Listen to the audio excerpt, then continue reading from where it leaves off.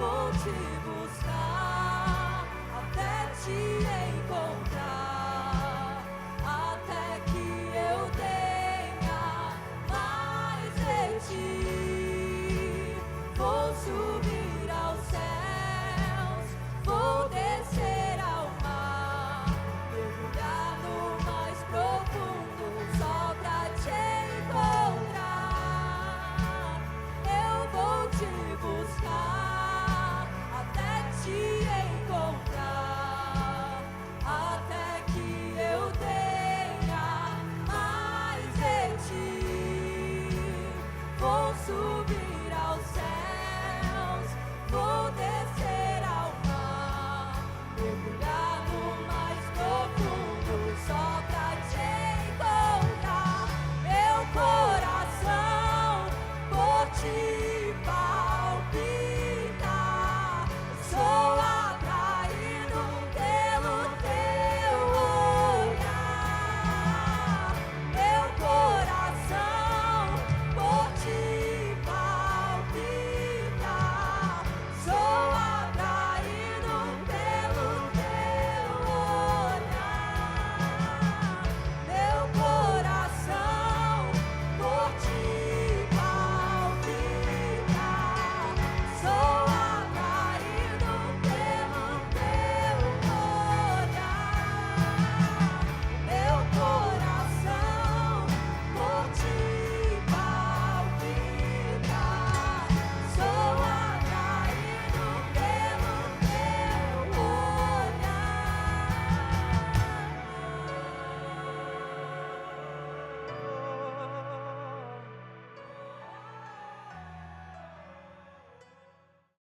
Mateus 14, 29 diz assim: Venha, respondeu Jesus. Pedro saiu do barco e começou a andar em cima da água em direção a Jesus.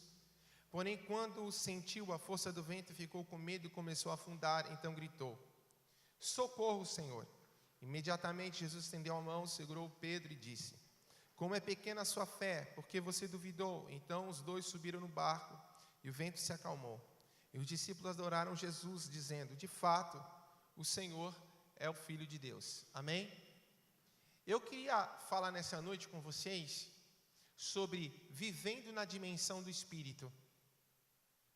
E eu vejo que Deus tem convidado mais do que nunca a igreja a viver em uma outra dimensão, que não é a dimensão desse mundo natural.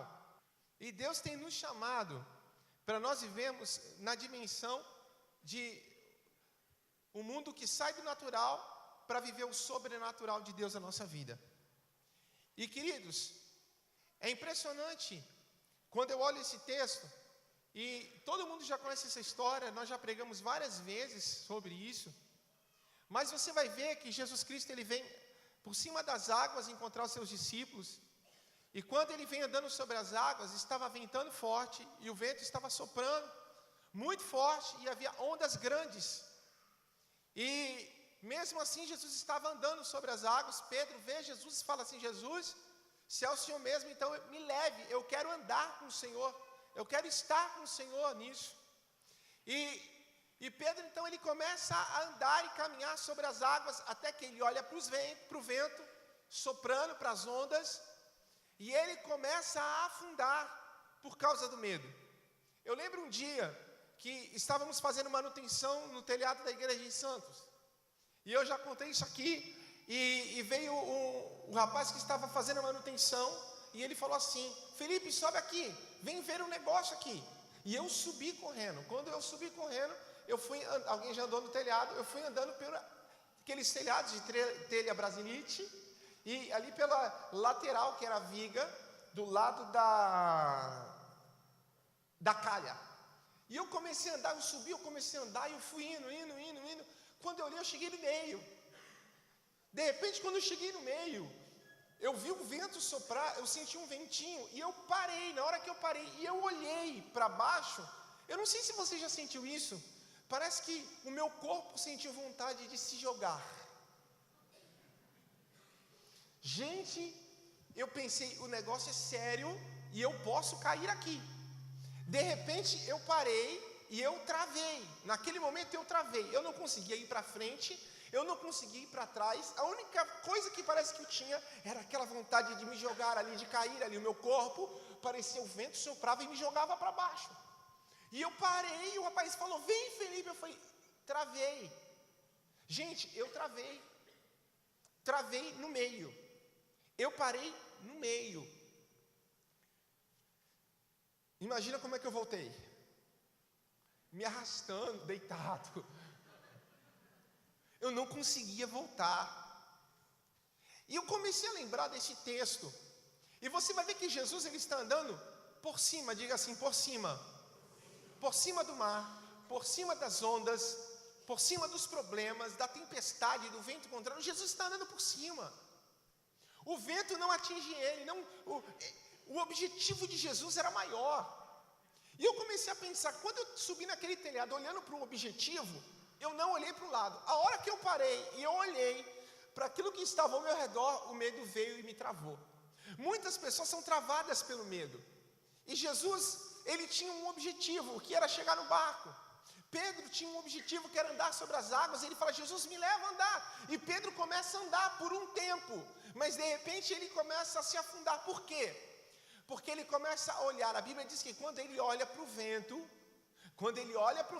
ele começa a afundar. Eu entendo então, quando eu olho para Jesus, eu olho para Pedro e para os discípulos que estavam no barco, é que Jesus vivia uma outra dimensão que os seus discípulos não viviam. Jesus estava em uma dimensão que Pedro não estava. Olhe bem, Jesus estava andando por cima. Eu posso ir por cima dos problemas. Não que o vento não soprasse contra Jesus. Não que o mar não era revolto contra Jesus. Não que a escuridão não dominava, as trevas não dominavam ao redor de Jesus. Tudo isso tinha. O problema é que Jesus estava em uma outra dimensão, ou influenciado por uma outra dimensão, que Pedro deixou de ser influenciado por ela quando olhou para os problemas. E eu quero convidar você nessa noite, e Deus meu irmão, hoje o Espírito está bradando a igreja, e nos convidando a andar e viver em uma nova dimensão, a dimensão do Espírito Santo. Não que nós não tenhamos problemas, não que nós não vamos ter lutas, não que os ventos não soprem ao contrário, mas o que é isso? Eu vejo pessoas que têm problemas, eu vejo pessoas na igreja, meu irmão, castigada pelos problemas, mas está caminhando com um sorriso no rosto, nos lábios. Eu vejo pessoas muitas vezes passando por dificuldade, mas está lá firme. Sabe por quê? Porque a dimensão natural, a dimensão humana, não influencia mais ele, mas nós somos influenciados por uma outra dimensão, a dimensão do Espírito Santo de Deus em nossas vidas. Amém? O que Paulo diz em Efésios capítulo 6, a nossa guerra não é contra a carne ou sangue. A nossa guerra é contra os principados e potestades que atuam nos lugares celestiais. Olha só que coisa tremenda. Paulo está dizendo assim: a nossa guerra, nós não guerreamos na dimensão da carne. Nós não guerreamos na dimensão terrena, nós guerreamos na dimensão do Espírito. Paulo está dizendo isso para a igreja. A sua vitória, a vitória dos seus problemas e das suas lutas, você não vai vencer guerreando na dimensão natural, contra a carne ou sangue. O meu problema é o meu marido, o meu problema é meu filho, o meu problema é o governo, o meu problema é isso, o meu problema é o combustível. Não, nós vamos vencer na dimensão do Espírito Santo de Deus. Então Paulo, ele quer levar a igreja a olhar tudo em uma nova dimensão, em uma nova ótica. Até porque as coisas, para acontecerem no mundo natural, primeiramente precisam acontecer no mundo do Espírito. Tudo que você vê acontecer aqui, primeiro foi travada uma batalha no mundo espiritual, para que pudesse acontecer no mundo do Espírito. Você lembra Daniel?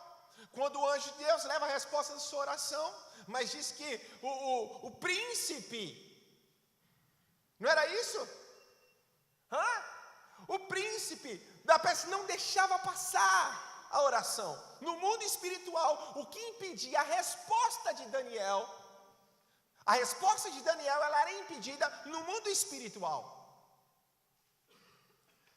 Até que Deus manda o seu anjo guerreiro para que a resposta passasse. Ou seja, tudo que vemos, Tudo o que acontece não é dirigido pelo natural, mas é dirigido pelo mundo espiritual. Você quer salvar o seu filho, você não vai salvar com a sua força. Primeiro precisa acontecer isso no mundo espiritual.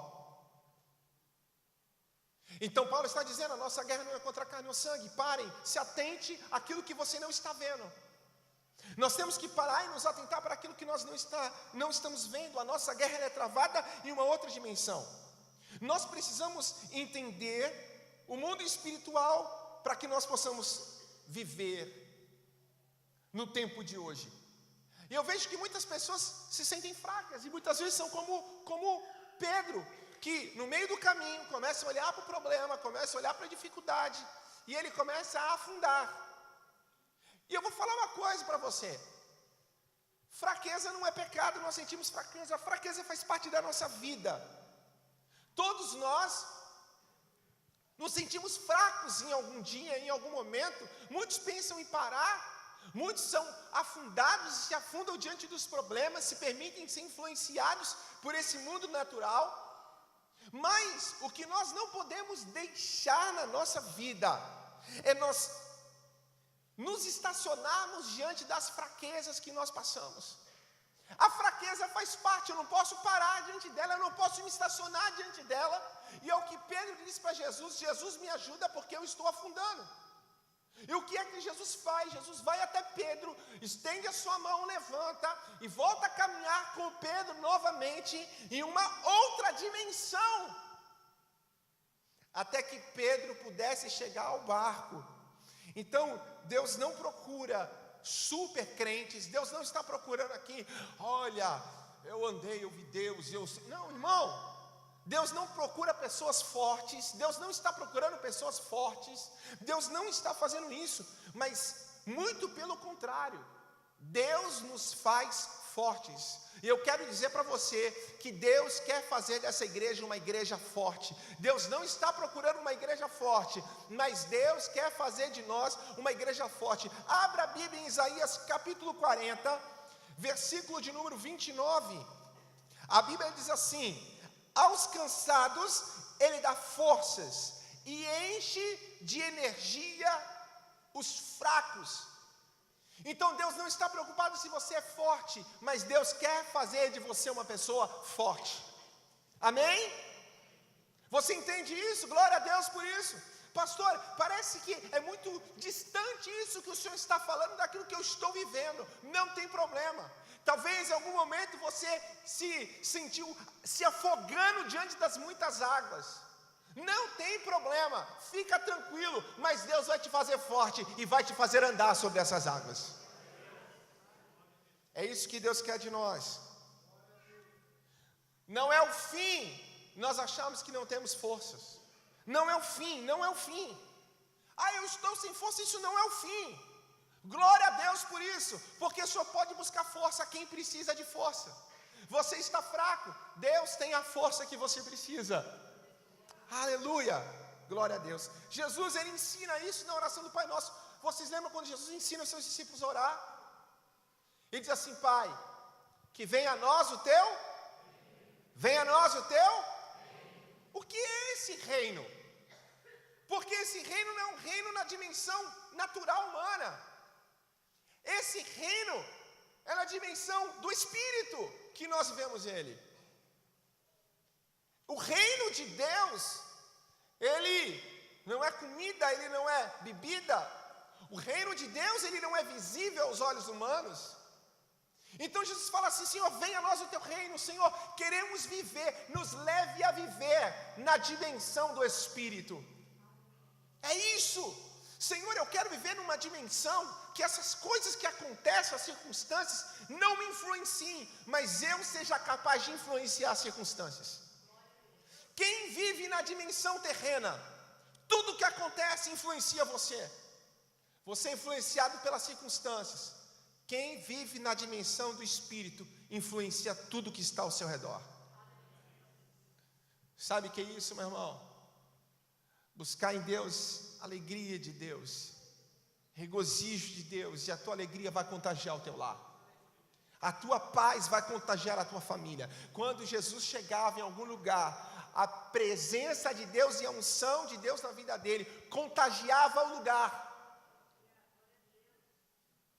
A resposta que Deus tem ao mundo já existe, já está em nós. A resposta é Cristo Jesus, porque Cristo em nós é a esperança da glória de Deus. Amém? O que diz em Abacuque, capítulo 3, versículo 19? Ele nos faz andar em lugares altos. Diga lugares altos. Deus tem para você lugares altos. Deus tem para você lugares, Deus tem para a igreja lugares altos. Deus tem para nós lugares que você nunca imaginou, aleluia. Ele diz aquilo que o olho não viu, aquilo que o ouvido não ouviu, aquilo que não chegou no teu coração, é o que Deus tem reservado para aqueles que o amam, que o adoram. Então Deus tem coisas maiores para nós, Deus tem lugares altos para nós, amém? Você pode viver na dimensão terrena, ou você pode andar e viver, a igreja viver numa dimensão superior.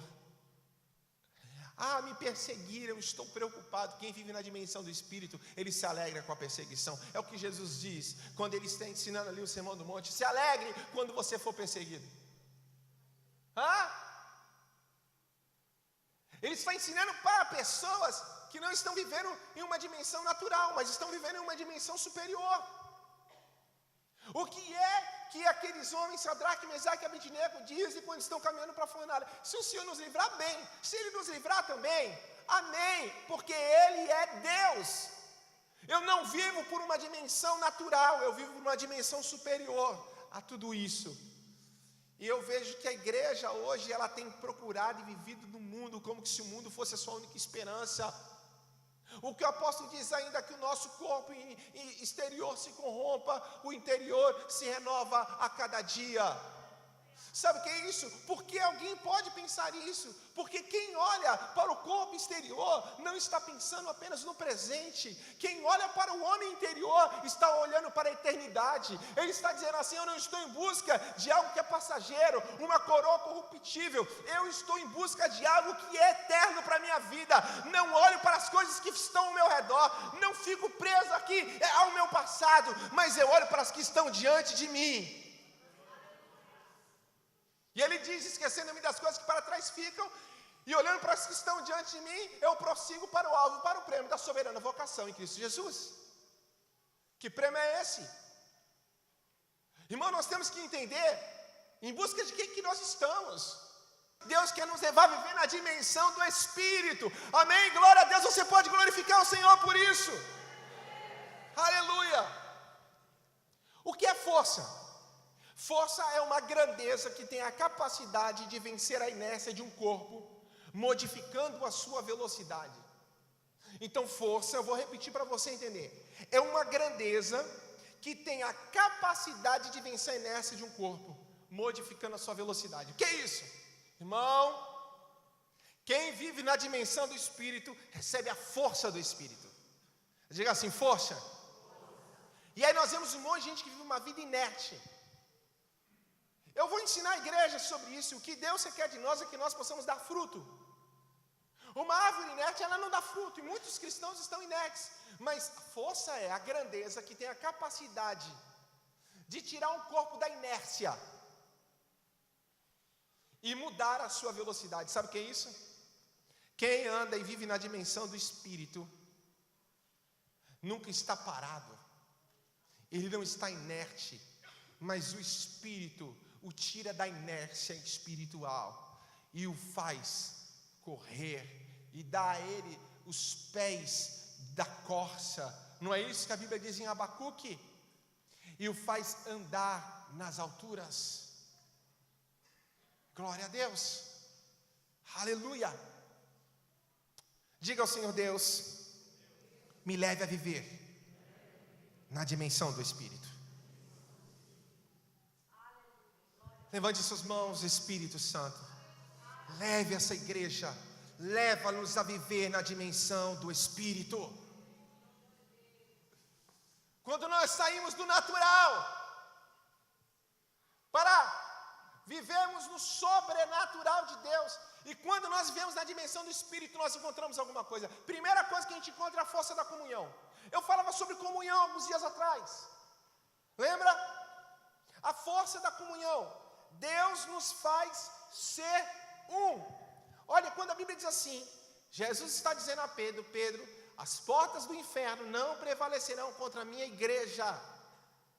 Ele não está falando de uma pessoa. Ele está falando de um conjunto, ele está falando de um corpo. Então, para que as portas do inferno não prevaleçam, logo eu entendo que porta é a porta, geralmente é a entrada, né? A entrada. Não é o inferno que vem me atacar, é a igreja que é chamada para atacar o inferno. E quando nós falamos a igreja, Jesus está dizendo contra você, Pedro, as portas do inferno não prevalecerão contra você, não prevalecerão contra a minha igreja, contra o meu corpo. Quando as pessoas estiverem juntas, unidas, quão bom e quão suave é que os irmãos vivem em união. Lembra ali, o Senhor ordena a bênção vem aonde existe a unidade, onde existe a união, a comunhão. Então está falando de algo articulado, está falando de um corpo, que sabe para onde vai, que tem uma missão, que tem um propósito. É muito importante nós entendermos o poder da comunhão, a força que a comunhão nos proporciona. Ele não está se referindo a uma pessoa, mas ele está se referindo, porque quando falamos em igreja, é a própria extensão do corpo de Cristo, onde Cristo é o nosso cabeça, Cristo é aquele que determina o propósito, e nós o seguimos. O que Deus quer de nós é que nós possamos entender o que é realmente comunhão, sabe? O que a Bíblia diz em Atos, que a igreja primitiva tinha o quê? Tudo em.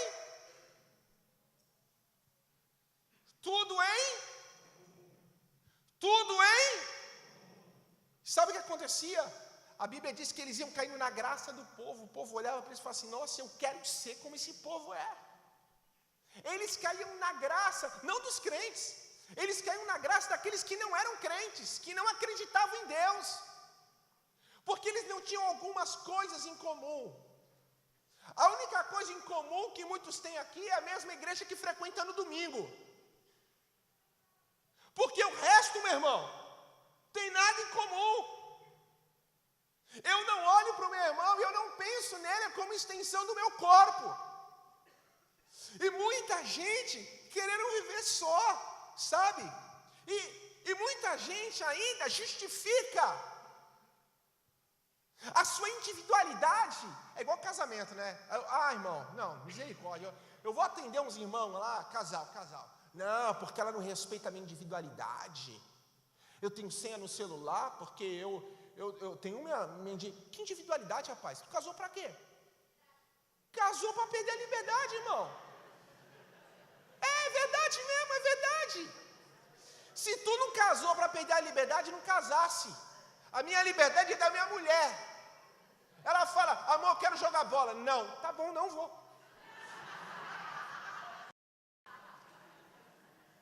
É a minha vida.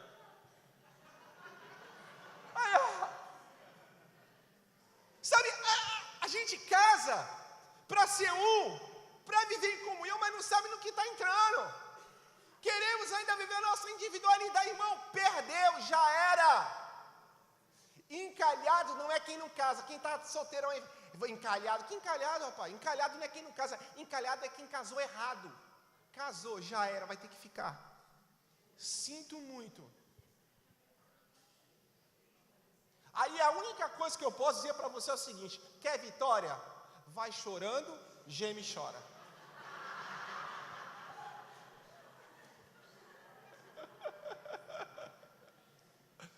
É o que eu posso dizer para você. Isso é uma profecia para a tua vida hoje. Mas ele quer ser. Não, mas já viu? Eu não entendo essas coisas. Eu não entendo, irmão.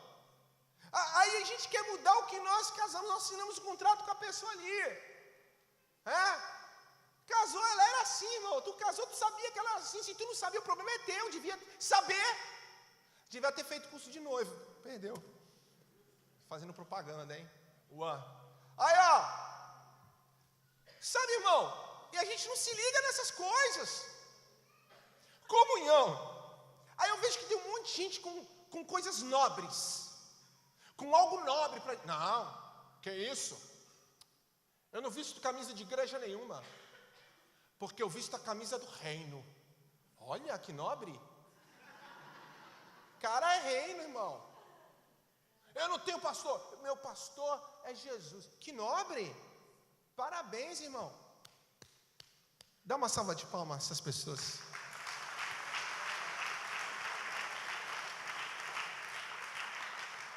Volta para o discipulado. Precisa aprender o beabá.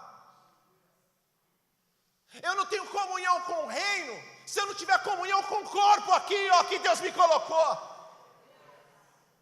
Eu não tenho comunhão com o reino se eu não tiver comunhão com a minha igreja. Eu não posso amar o de fora se eu não amar o de dentro. Eu não posso amar Deus que eu não vejo se eu não honrar o meu pastor que eu vejo todo dia. Mas é nobre demais, a gente arruma umas desculpas muito nobres, muito legais, irmão. Parabéns.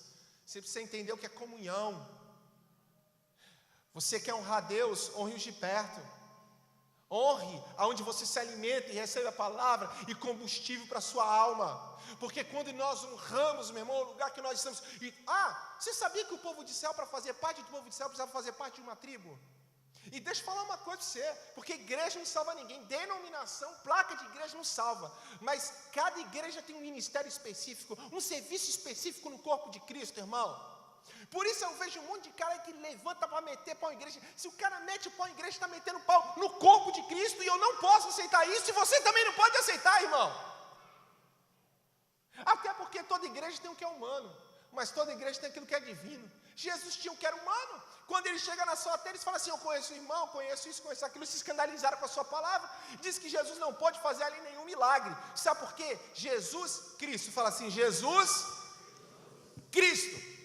Jesus é qualquer um. Tem o seu Jesus do açougue, tem o seu Jesus da padaria. A diferença de Jesus é que ele não era só Jesus, ele era o Cristo, o ungido de Deus, o Filho de Deus. Sabe o que aconteceu com a terra de Jesus? Olhou para o Jesus, para o humano de Jesus. Não aconteceu. Jesus queria fazer, mas não pôde fazer milagre. Tem gente que vem para a igreja e fica olhando para aquilo que é humano. A roupa do irmão, o cabelo do irmão, a saia da irmã, a calça do outro. Irmão, para com isso. Vem olhar para Jesus. Nós não andamos e não vivemos nessa dimensão. Nós vivemos numa dimensão maior, irmão, que quando eu olho para o pecado do outro eu não me escandalizo, mas eu estou pronto para ajudar e corrigi-lo e ajudá-lo a chegar no céu. Você está entendendo, irmão? Isso é comunhão.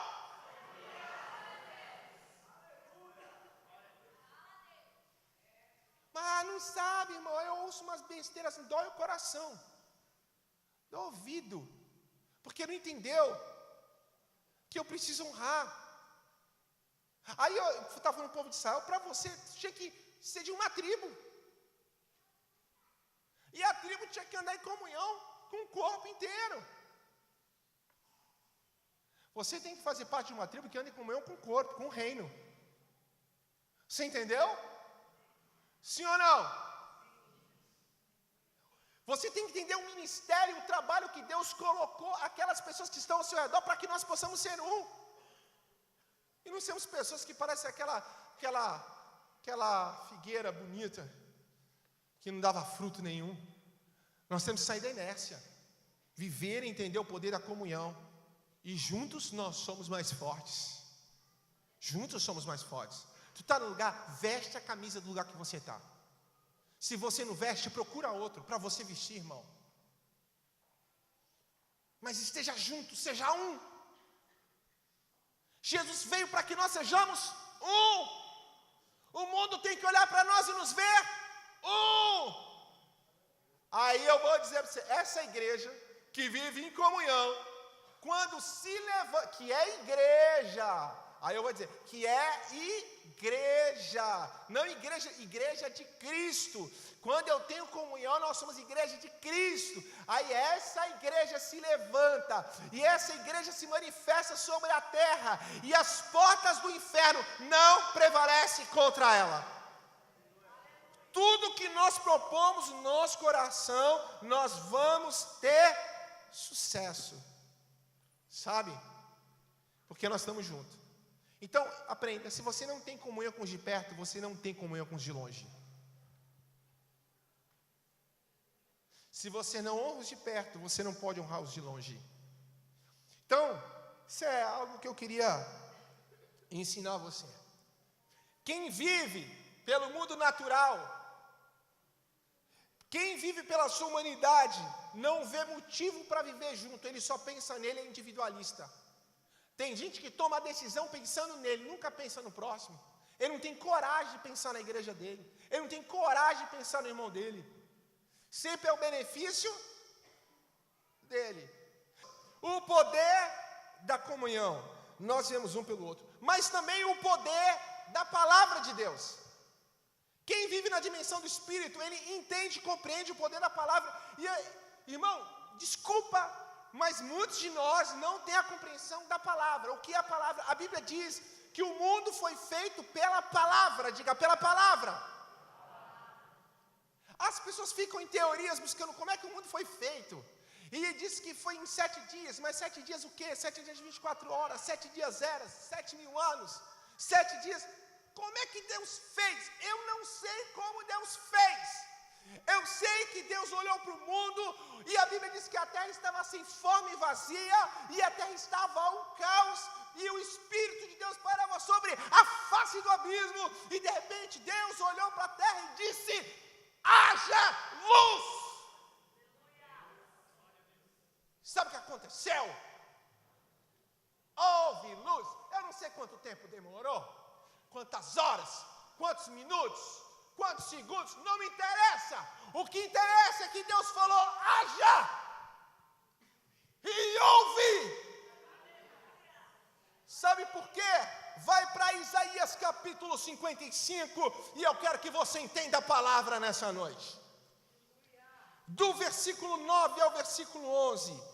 Assim como o céu está muito acima da terra, assim os meus pensamentos e as minhas ações estão muito acima dos seus.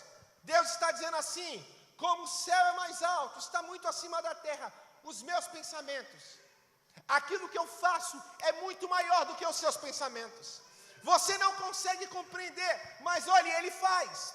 E Ele diz assim: a chuva e a neve caem do céu e não voltam até que tenham regado a terra, fazendo as plantas brotarem, crescerem e produzirem sementes para serem plantadas e darem alimento para as pessoas. Assim também é a minha palavra. Alguém já viu chover aqui ou nevar? Você já viu a chuva subir ou a chuva cai? Ninguém viu uma gota subir. Neve, nunca ninguém viu neve subir. Não. Deus está explicando para nós, simples mortais, para entendermos o que é o poder da palavra dele. Como a neve cai e rega, e a chuva rega a terra, eles caem do céu, assim é a minha palavra. Olhe bem, vamos lá.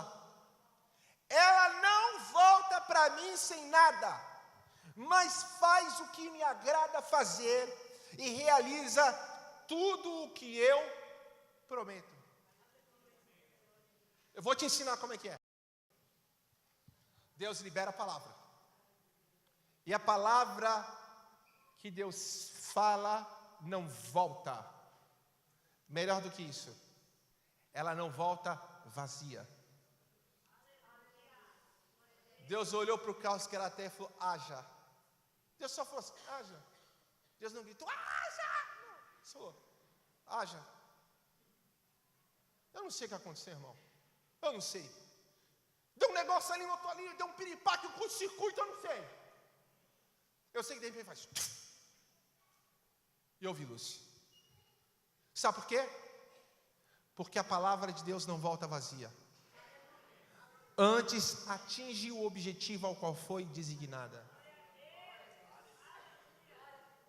Mas Deus falou, e por que não acontece na minha vida? Porque quem vive na dimensão do Espírito precisa entender uma coisa, algo que se chama fé. Fé é o firme fundamento do que eu não vejo, mas Eu espero, eu não estou vendo. Mas Deus liberou a palavra. O meu filho está nas drogas, eu não estou vendo, mas Deus liberou a palavra. E ele vai ser salvo. E eu agradeço a Deus, Deus, porque o Senhor vai salvá-lo, eu não sei quando, mas o Senhor vai buscar onde ele estiver. O Senhor vai salvar. Fé não é saber que Deus pode fazer, porque qualquer pessoa sabe que Deus pode fazer. Você pergunta para a criança, para o mendigo, ele sabe que Deus pode. Fé é saber que Deus vai fazer. O gatilho para ativar o sobrenatural nesse mundo terreno, para trazer a dimensão do Espírito, a nossa vida é a fé. Porque alguns vivem milagres e outros não. Porque alguns têm fé. Ele não sabe que Deus pode. Ele sabe que Deus vai. Olha aqui, uma coisa é eu saber que Deus libera a palavra. Outra coisa é eu ter certeza. Eu acreditar no meu coração que a palavra foi liberada. E a palavra que foi liberada não vai voltar vazia. Aconteça o que acontecer. Passa céu e terra. Mas a palavra do Senhor não passará. É isso, irmão. Não passa. A gente está debaixo de uma palavra aqui, onde abundou o pecado, superabundar. Vai acontecer o que foi, irmão, mas a graça vai superabundar nessa cidade, nesse lugar. Por quê? Porque a palavra diz, e quem falou não mente. Deus está comigo. Davi olha para Golias, um medo tremendo, Golias muito maior, era para sentir medo, mas ele tinha uma coisa com ele, o quê? A palavra. Quem vive na dimensão do Espírito entende o poder da palavra. Olha o que a Bíblia diz. Sabe qual é o problema? Nós não conhecemos a palavra. E por não conhecer a palavra, nós não oramos a palavra. Nós temos que começar a orar a palavra. Irmão, ore a palavra. Tu não sabe que hora? Vai para a palavra, ore. Senhor, a tua palavra diz. Sinais seguirão os que crerem. A tua palavra diz. A tua palavra diz. A tua palavra diz. Eu não oro porque eu acho. Eu não prego porque eu acho. Eu prego porque a palavra de Deus diz. Você entendeu? Isaías 43, versículo 2. Quando você... Sabe por que nós não estamos só? Irmão, mó caos, tá não? Caos, tá caos ou não? Tá com medo? Você tá com medo? Tá com medo? Se você tá com medo, eu quero que você entenda a palavra que não volta. A Bíblia diz assim: quando você atravessar águas profundas, eu estarei ao seu lado. E você não se afogará. Quando passar pelo meio do fogo, as chamas não te queimam. Uns estão com medo, outros estão tranquilos. Chá comigo. Vou para a fornalha se livrar bem. Se não livrar bem, eu sei que Ele está comigo. E aí chegou lá na fornalha, o fogo não queimou, porque eles sabiam que Deus estava com eles. Palavra. Poder da palavra. Quando você chega para uma enfermidade, deixa eu explicar uma coisa, você está orando por cura? Diga para a doença, diga para a enfermidade precisa entender a palavra. Espírito de doença, você precisa saber que o Senhor já levou sobre si as minhas doenças e enfermidades. Quem disse isso não foi eu, é a palavra que diz, e a palavra não mente. Você entendeu? Pelas suas pisaduras eu fui sarado. Quem disse isso? A palavra não volta vazia.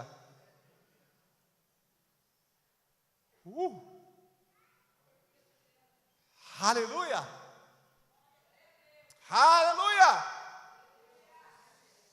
Oh, glória a Deus! O poder da palavra. Quem vive na dimensão do Espírito entende o poder do nome de Jesus. Diga assim: há poder no nome de Jesus.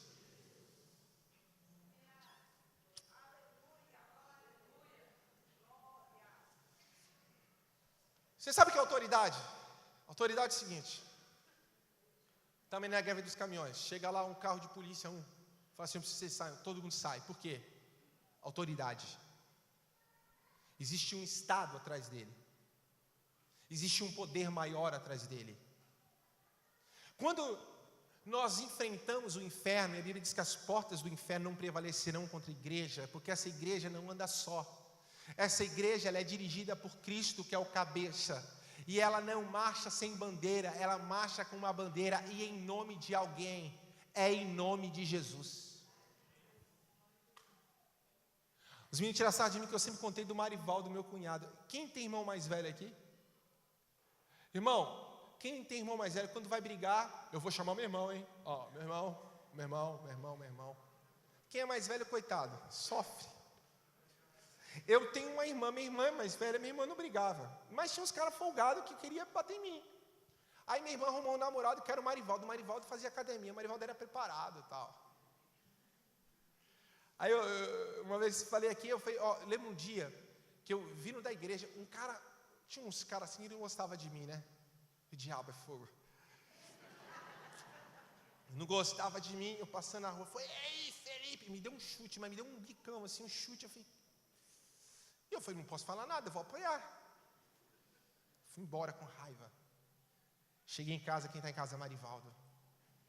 Falei, Marivaldo, o cara acabou de me bater, ele falou, vamos lá, Felipe, vamos lá. Tinham 6 carinhas lá. E eu só com o Marivaldo. O Marivaldo me colocou na bicicleta e foi eu e ele. Quando eu cheguei, ele parou a bicicleta. Eu desci, ele falou, quem é que te bateu aqui? Aí eu, irmão, eu saí assim, ó. Aí eu, o Marivaldo todo pá. Aí eu fui ali, ó. Tu bateu no meu cunhado, rapaz! Não, aqui não. Aí eu falei, rapaz, agora eu tenho que sair dessa, porque os caras vão... O Marivaldo, fica tranquilo. Faz nada não. Não bate no cara não. Eu só não quero que quando eu passar na rua, esses caras mexam mais comigo. Ele, se tu mexer com o meu cunhado, eu falei, sai, tu entendeu? Saí. Na semana eu passando na rua de bicicleta, tinha um menino na rua e falou, Felipe, para aí. E aí? Ele, fui mal aquele dia. Ah, o quê? Não, que eu estava lá com os meninos, eu não tenho nada a ver com isso não, eu gosto de tu, cara. Ele falou, legal, amigo.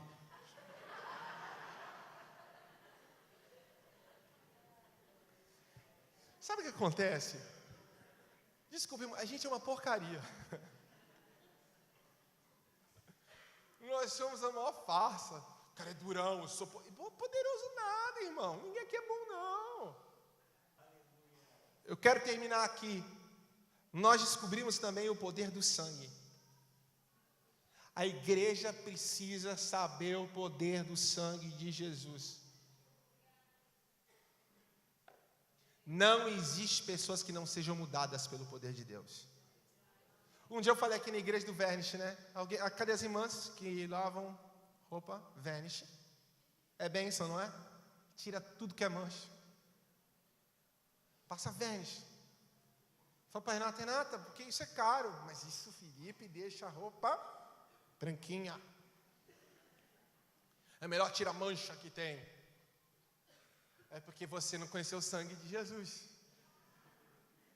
Não importa o pecado, irmão, não importa o pecado.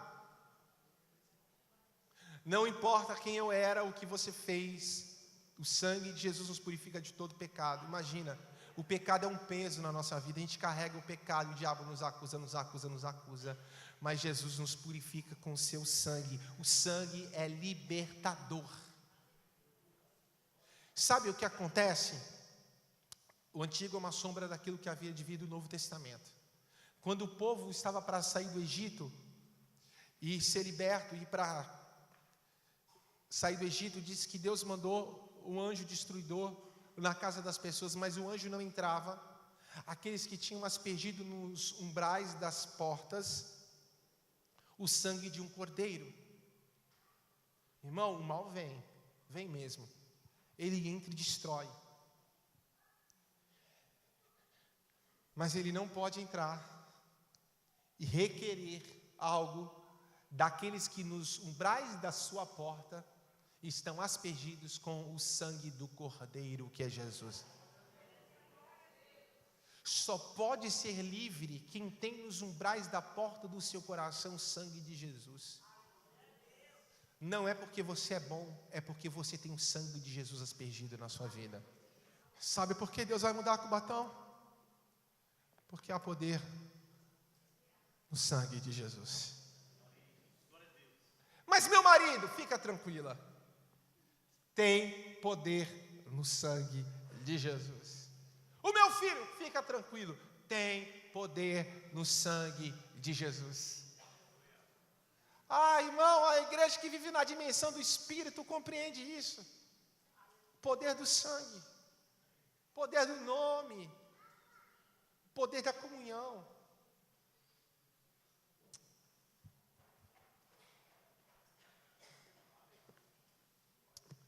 Nós nos tornamos, com o passar do tempo, uma igreja muito volúvel às circunstâncias, muito volúvel ao vento que sopra contrário, às ondas do mar. Jesus disse isso: olha, no mundo vocês vão ter aflições, mas tem de bom ânimo, porque eu venci o mundo.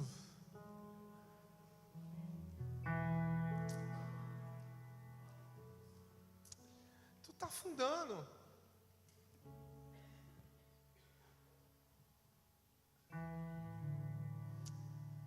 Jesus fala: sai daí, sai daí.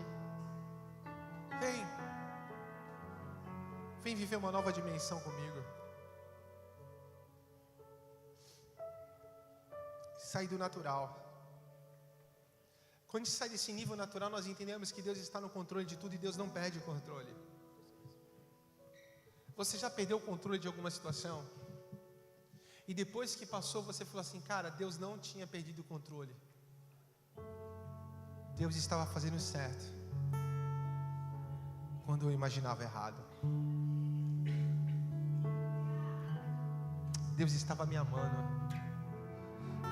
Diga para Deus o quanto você precisa dele, sabe? Diga para Deus. A gente fica tão preso em algumas coisas. Não é amanhã, é hoje. Te afundando é hoje.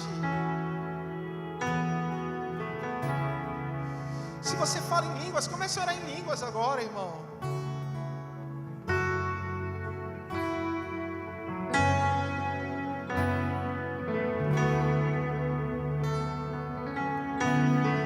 Oh Espírito de Deus, Senhor, leva-nos a uma dimensão maior. Leva-nos, Senhor, a uma dimensão. Aquele que dá força ao fraco, aquele que levanta o caído,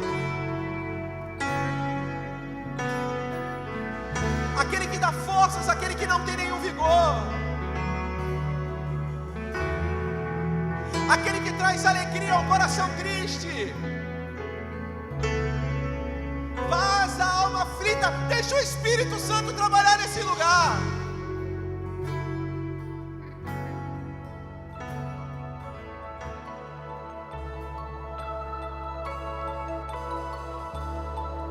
Tenho tanta fome de ti, tenho tanta sede da tua presença.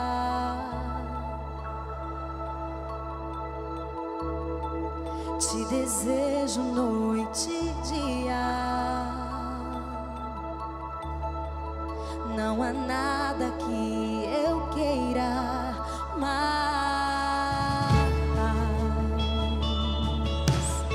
Não há nada não que eu queira mais.